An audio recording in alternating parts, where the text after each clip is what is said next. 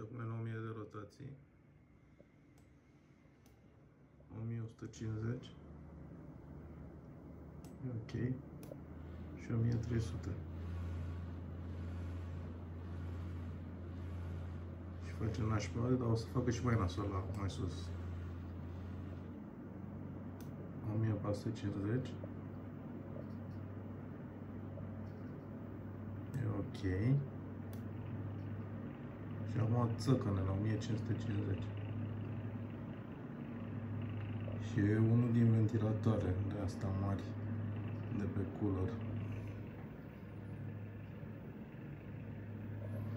Țăcăne și se vede că și balansează la turație mai mic, vibrează paleta.